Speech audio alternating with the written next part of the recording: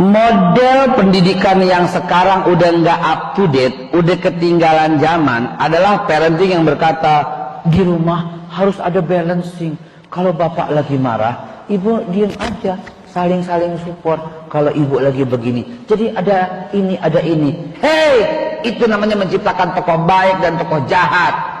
Di kepala anakmu selalu ada perlindungan tokoh baik dan tokoh jahat. Hei bapak, ibu, jadilah sahabat akrab untuk anak-anakmu. Tidak ada tokoh baik, tidak ada tokoh jahat, adanya sahabat. Dia nggak mau sekolah, tanyakan dia. Ya udah, nggak apa-apa. Kamu mau sekolah atau ikut mama? Ikut mama deh. Di situ lu drill, di perjalanan lu lihat ada gembel, lu berhenti, lu berhenti. Lihat tuh gembel. Kenapa mah? Akibat gak sekolah. Oh. Jangan diomelin, jangan tokoh jahat tokoh itu udah nggak kepake.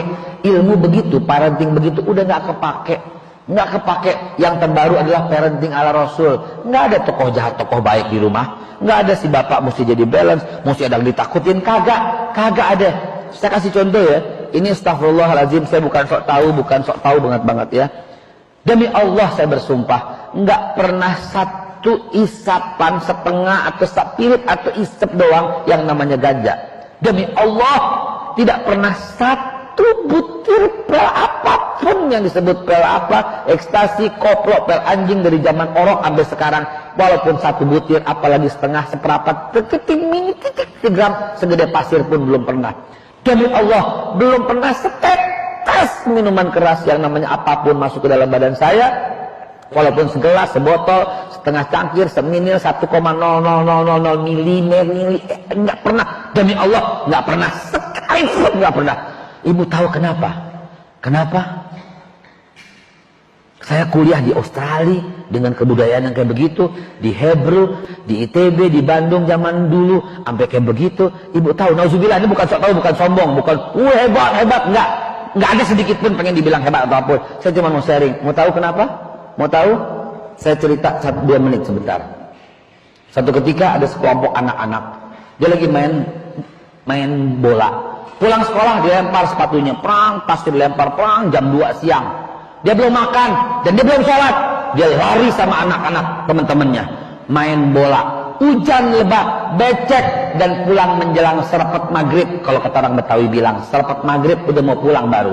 Lumpur nempel semua, jalan rame-rame satu komplek. Rumah pertama yang dilalui seorang namanya Abdurrahman Assegaf, dipanggilnya Aap, ya, Aap, sahabatnya dia.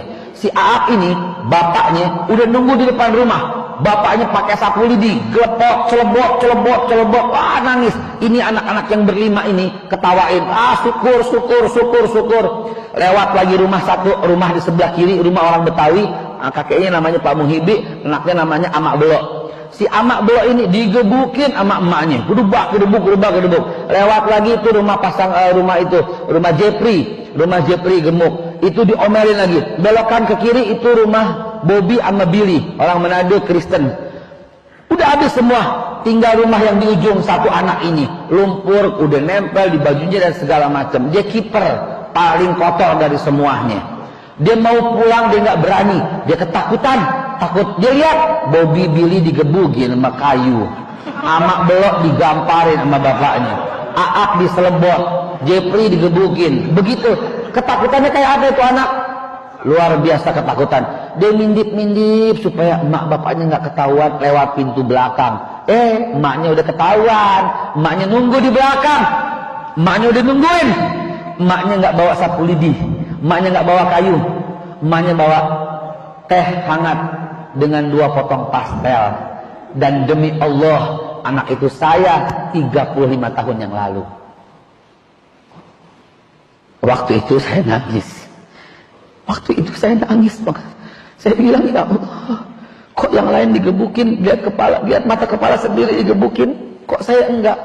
Saya peluk, Umi, kok begini? Saya peluk Umi, saya bilang kenapa? Ya kotor deh baju Umi, kena lumpur entang, saya dipanggil entang. Ya kotor deh baju Umi, kena lumpur entang. Tak apa-apa deh. Udah, kok nangis? Enggak, yang lain digebukin, tapi entang kagak. Emang entang mau digebukin? Enggak, Mi. Ya udah cukup. Tuh, Umi udah masakin air anget, mandi. Mandi. Padahal kami orang miskin.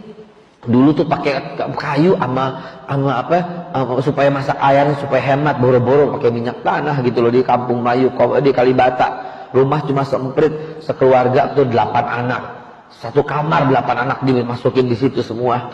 Tapi dididik dengan kasih sayang yang luar biasa. Kami nggak pernah arah kami ngomelin kami, nggak pernah umi kami ngomelin kami. Seumur hidupnya kami kepengen rasanya dimarahin tuh kayak apa gitu ya. Tapi demi Allah, di segala macam pergaulan saya nggak berani lakukan apapun. Kenapa? Karena saya cinta mati sama mereka. Kalau saya isep rokok, walaupun dia nggak tahu, pasti ntar dia akan kecewa. Nggak jadi. Kalau saya isep ganja, dia bakal marah, saya nggak jadi. Kalau saya cobain pel, na'udzubillah. Kalau saya minum, demi Allah, itu tidak semua yang saya sebutkan. Alhamdulillah. Bukan soal orang tua yang galak, bukan soal orang tua ada peran jahat, peran baik, bukan ada soal balancing di rumah, tapi jadilah sahabat bagi anak-anakmu. Persoalannya adalah kita tuh suka membedakan cinta. Cinta kita suka berubah sama anak. Anakmu umur ini 2 tahun, nggak mau makan, bagaimana perasaan hatimu?